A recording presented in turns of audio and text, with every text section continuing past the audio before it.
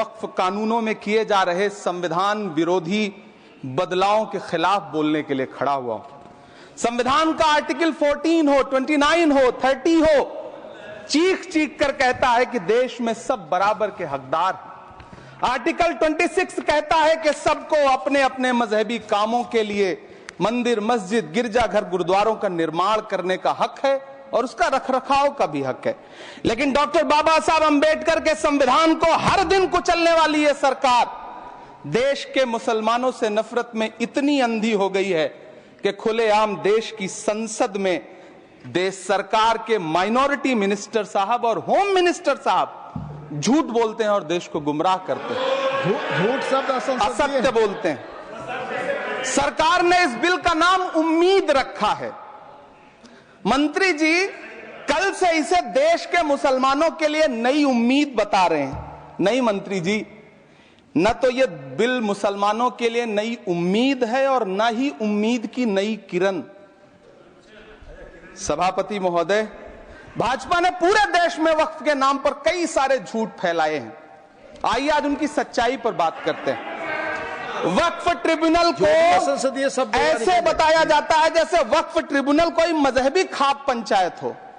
सभापति महोदय, जबकि सच्चाई यह है कि वक्फ ट्रिब्यूनल भी तो सरकारी न्यायिक विभाग है जिसमें सरकार द्वारा नियुक्त जज होते हैं, जिसमें प्रशासनिक अधिकारी होते हैं, कहीं ऊपर से थोड़ी आ गए।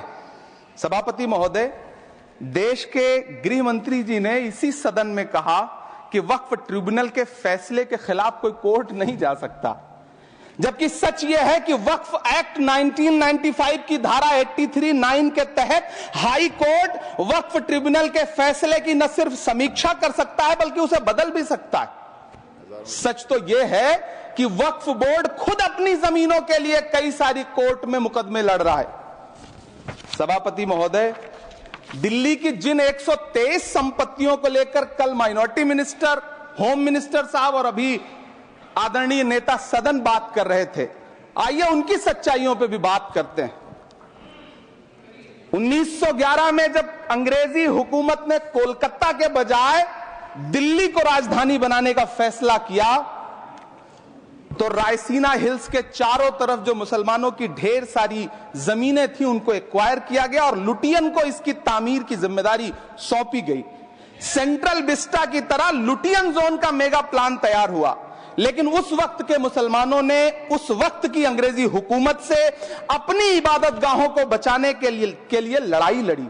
मामला ब्रिटिश गवर्नमेंट तक पहुंचा। तब यह तय हुआ कि वो जो धार्मिक स्थल हैं उन्हें जस का तस रहने दिया जाएगा।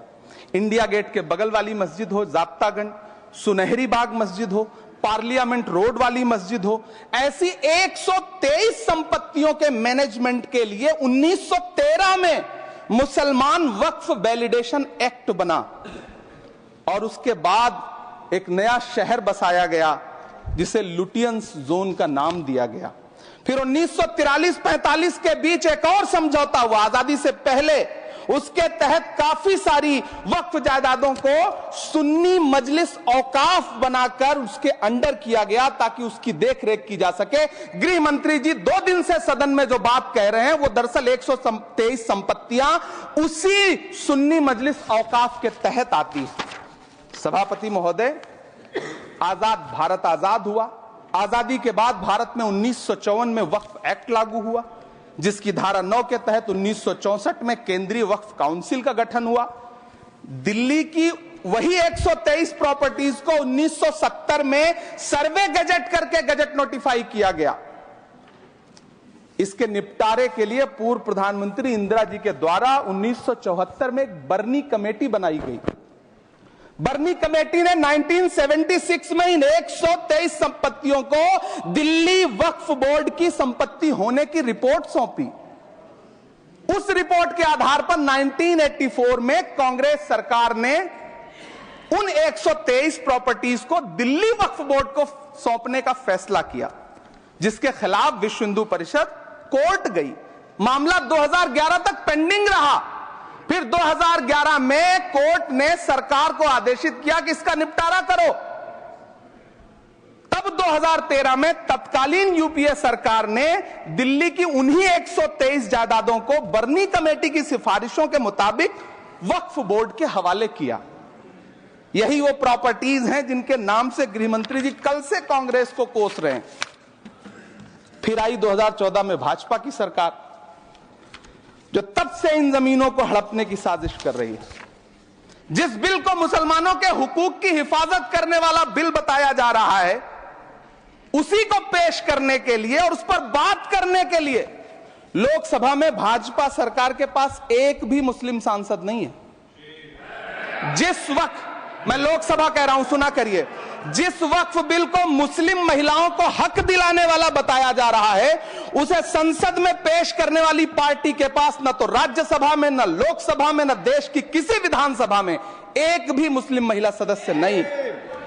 कल किरण रिजिजू जी कह रहे थे कि रेलवे की जमीनें देश की जमीनें हैं, डिफेंस की जमीनें देश की जमीनें हैं। हां मंत्री जी हैं, बिल्कुल हैं। ये जो वक्फ की जमीनें हैं, ये हमारे पुरखों ने धार्मिक कामों के लिए डोनेट किया है, तो हम भी तो इसी देश के नागरिक हैं, हम भी तो इसी देश के बेटे हैं, तो वक्फ की जमीनें भी तो इसी देश की जमीनें हैं। उनको पराया क्यों बोलते हैं आप? सभापति महोदय अशफाकुल्लाह खान जब फैजाबाद की जेल में फांसी के फंदे पर झूल रहे थे, तो इसी देश की जमीन के लिए झूल रहे थे ना। सभापति महोदय, अंडमान की जेल में काला पानी की सजा काटकर अपनी जान देने वाले मौलाना फजले हक खैराबादी हो या शेर खान अफरीदी हो, वो भी तो इसी जमीन के लिए अपनी जान दे रहे थे ना। सभापति महोदय, पाकिस्तान के खिलाफ लड़ते हुए अपनी जान देने वाले महावीर चक्र विजेता ब्रिगेडियर उस्मान हो या पाकिस्तान के पैटर्न टैंक उड़ाने वाला परमवीर चक्र विजेता वीर अब्दुल हमीद हो, वो भी तो इसी जमीन के लिए अपनी जान दे रहा था ना। और मंत्री जी, मैं इस सदन में अलल ऐलान ये कहता हूं कि जब भी इस देश की जमीन को लहू की जरूरत होगी, आपसे 2 कदम आगे इमरान खड़ा मिलेगा, ये मैं आपसे यकीन दिलाते हुए कह रहा हूं। सभापति महोदय, मैं सरकार से कहना चाहता हूं, हमसे हमारी इबादत गाहें तो मत छीनिए ना, हमारे घरों पे बुलडोजर तो मत चलाइए ना, हमारी कब्रों में तो हमें सुकून से सोने दीजिए ना।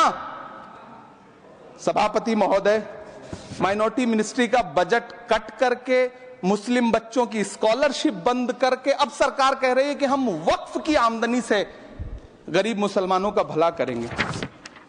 गुजरात की बेटी बिल्किस के बलात्कारियों की रिहाई के बाद उन्हें माला पहनाने वाली लोगों के नेता ये कह रहे हैं कि यह बिल मुस्लिम महिलाओं को उनका हक दिलाएगा।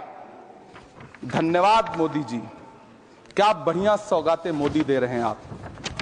पहले हमें गुजराते मोदी दिया, आप सौगाते मोदी दे रहे हैं। लेकिन यह सरकार इतना याद रखे कि इसी ठसक के साथ देश की संसद में सीए का कानून भी लाया गया था और कहा गया था बड़े बड़े भाषण देकर के कि पड़ोसी देशों से हिंदू भाइयों को ला करके यहां नागरिकता दी जाएगी। लेकिन मैं आपके संज्ञान में लाता हूं सर कि पिछले इतने दिनों में इनसे नागरिकता लेने के लिए 2000 व्यक्ति भी नहीं आए, जबकि इसके उलट इन्हीं की सरकार में पिछले 10 साल में 15 लाख से ज्यादा भारतीयों ने भारत की नागरिकता छोड़ करके दूसरे देश में जाकर के बस गए। यह हुआ उस कानून का अंजाम।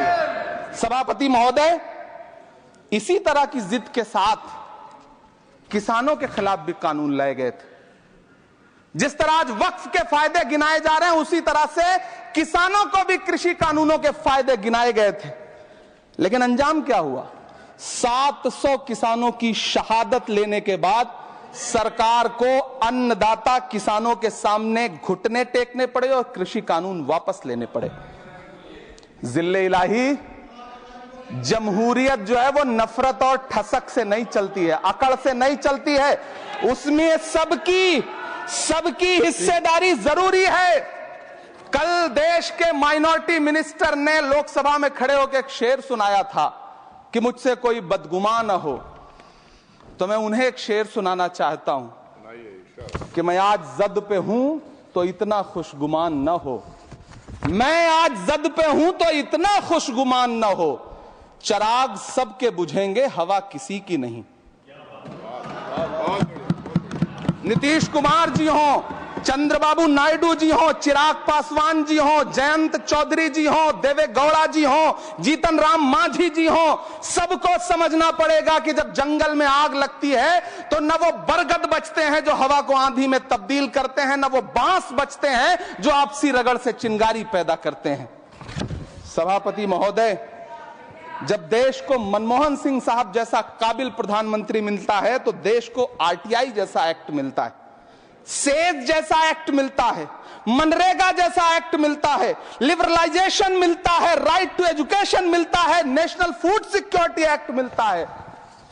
लेकिन जब देश को सौगातें मोदी मिलती है तो क्या मिलता है? सीए मिलता है, फॉर्म्स लॉ मिलता है, आर्टिकल 370 मिलता है, इलेक्टोरल बॉन्ड जैसा एक्ट मिलता है और वक्फ अमेंडमेंट एक्ट जैसे बिल देश को मिलते हैं।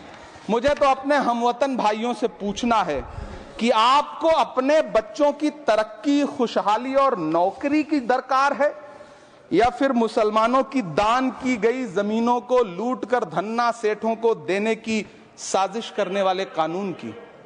सभापति महोदय, यह सरकार रात के 3 बजे तक पूरे देश को जगा करके संसद में अपने ही नागरिकों को नीचा दिखाने के लिए वक्फ बिल ला रही थी, तो उधर रात के 1:30 बजे अमेरिका हम पर 26% टैरिफ लगा रहा था। सरकार की प्राथमिकताएं देश को पता। सभापति महोदय, मैं बहुत भावुक हूं आज, और मुझे अच्छा लगा कि आदरणीय नेता सदन जगत प्रकाश नड्डा जी ने बहुत अच्छी बातें भी की, मन से बातें की। क्योंकि उनके नाम में प्रकाश जुड़ा है तो मैं उनमें हमेशा एक रोशनी की किरण देखता हूं। मैं उनके सामने बहुत अदब से यह बात कहना चाहता हूं कि चरागों के सफर में दबदबा हो आंधियों का तो फिर अंजाम जुल्मत के सिवा कुछ भी नहीं होगा। यह दुनिया नफरतों के आखिरी स्टेज पर है, इलाज इसका मोहब्बत के सिवा कुछ भी नहीं होगा। मैं भावुक हूं, मेरी पलकें गीली हैं।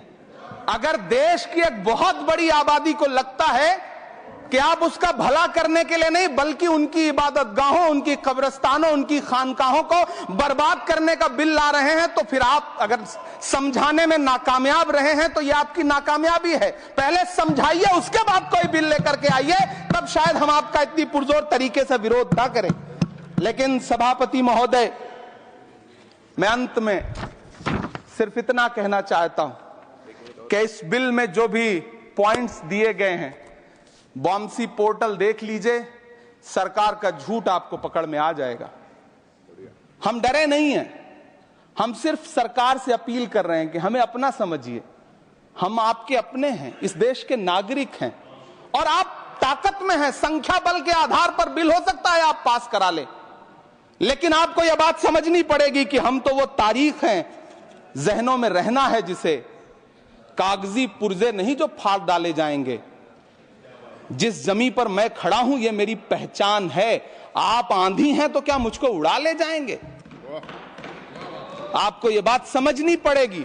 आपको अगर इतना विपक्ष की तरफ से पहले जेपीसी में इतने सारे पॉइंट्स आए और उसके बाद कल से लोकसभा में और राज्यसभा में सुझाव आप सुनने को तैयार नहीं है, लोगों की शंका को दूर करने के बारे में आप बिल्कुल सोच नहीं रहे, बस आप कह रहे हैं यह बिल उम्मीद की नई किरण है। नहीं साहब, इसे भले किरण जी लेके आए हैं लेकिन ये उम्मीद की नहीं बल्कि नाउम्मीदी की किरण है। और इस देश की एक बहुत बड़ी आबादी इस बात से खदशे में है, शक में है कि आप सीधे उनकी जमीनों को लूट करके धन्ना सेठों को बेचना चाहते हैं। मेरी अब भी आपसे अपील है कि इस बिल को वापस लीजिए। यह बिल कहीं से आपके अपने नागरिकों के लिए अच्छा नहीं है। यह बिल सिर्फ इस देश के मुसलमानों को नीचा दिखाने का और अपने एक ऐसे मतदाता वर्ग को खुश करने का बिल है जिनको इस बिल के पास हो जाने से कुछ मिलेगा भी नहीं, लेकिन आप एक नैरेटिव देना चाहते हैं, एक मैसेज देना चाहते हैं।